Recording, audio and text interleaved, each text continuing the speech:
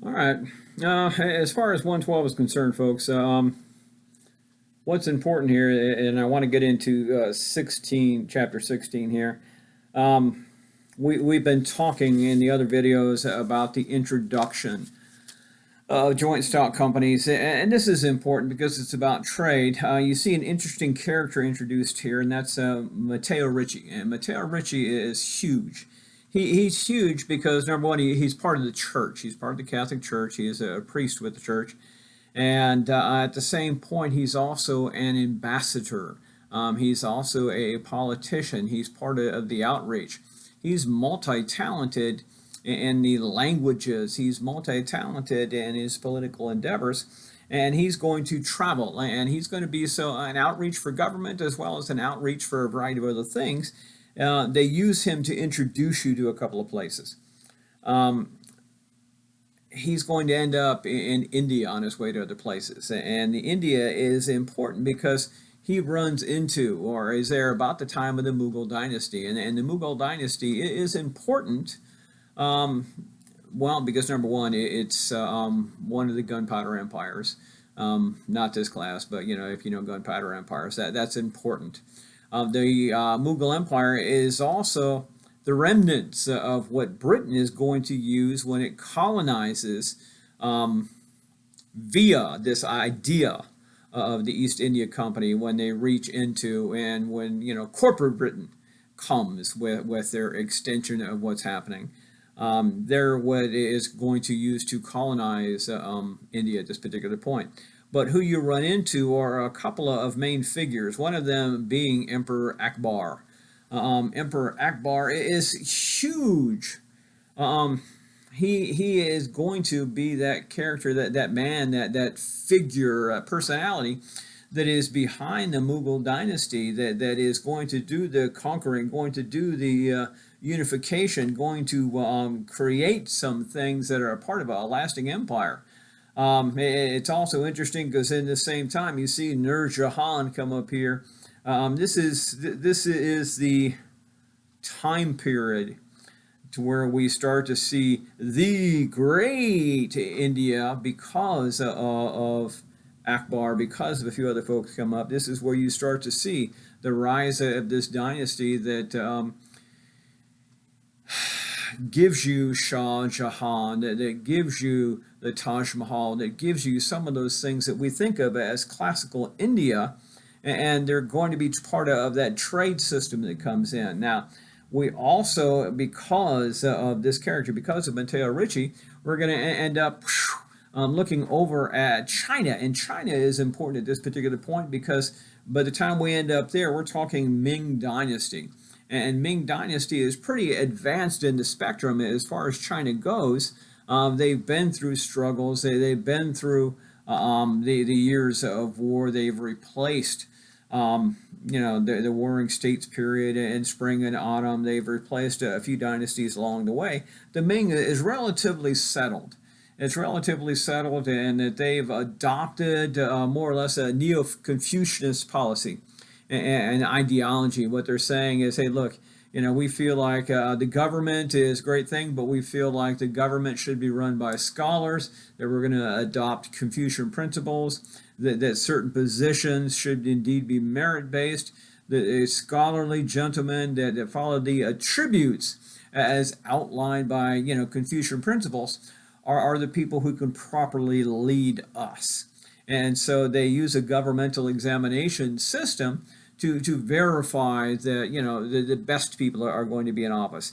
That's important because we look at Wan Li, we look at Emperor Sejong, we look at some of the dynasties that are going to be there, but also we reach over and start to look at what's happening because the same kind of thing is happening in Asia, in Korea at this particular point, which are elements that are directly influenced by China and the Ming Dynasty, because the Ming Dynasty is pretty far-reaching. It goes beyond that. It points out Toyotomi Hideyoshi and the Tokagawa Shogunate, and they're important because that's Japan. That's Japan, and this is significant because the Tokugawa Shogunate is significant because you have a shogun, a war leader that has taken over Japan from the hands of the emperor. And what he has done is, in this time period, he's looked around and said, look, we're getting an awful lot of visitors. We're getting an awful lot of foreigners coming in here. We're getting a lot of people who are not Japanese, who don't share our principles, our culture, or ideals.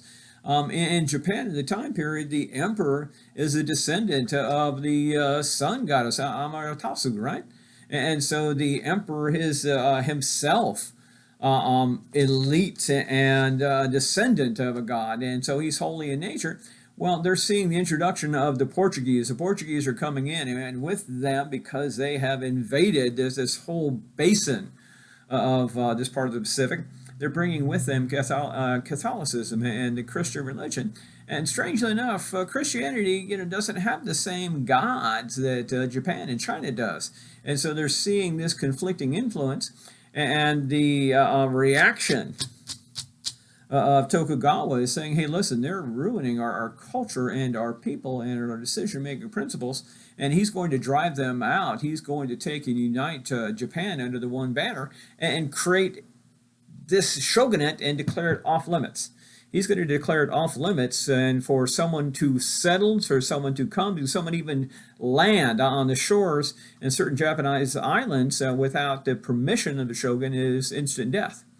And what he'll do is he will take and close off Japan and the islands, all but one small island. And that one small island is only going to be open to certain traders. And the traders will be Dutch, because the Dutch aren't going to bring religion with them. They'll bring silver. They want silver. They want goods. They want learning. They don't want religion. And so they're going to be restricted. And this is going to hold for a couple of hundred years. And so this is a lot of things happening. The text also kind of slides down, and it heads over towards this. I see the Safavid Dynasty. I see the Habsburg Dynasty. The Safavid Dynasty is important because, again, that's another one of those gunpowder empires. Roughly, that's the area of Persia. We're going to see at the same time, we're going to see Suleiman. Suleiman is part of going to be in the Ottoman Empire that's coming up. And so we're seeing interaction between the European empires and what are influenced by Asian empires. We're seeing some strong empires as far as an alternative form of belief in religion. It mentions that Suleiman is here, but also the Janissaries are here. And the Janissaries are important because they're a part of the Ottoman Empire, part of the Safavid Empire. They are strictly Islamic.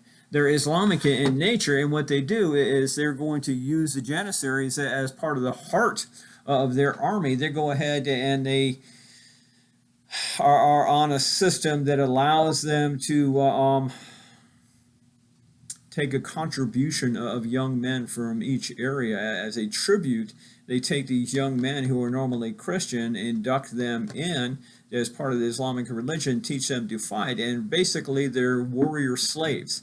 And it's important because they're going to be the heart of what is one of the largest empires, longest lasting empires in this part of the world. It's the Ottoman Empire. So there's a lot of things happening. It goes on to talk about Abbas and a few other folks that are interconnected. So it is worthwhile to go ahead and take and dive a little bit deeper in this. It's too broad for me to talk much about it, but we're hitting these areas because Britain, because France are increasing trade, because they're increasing trade, increasing their footprint. It's an important part of what's being reflected.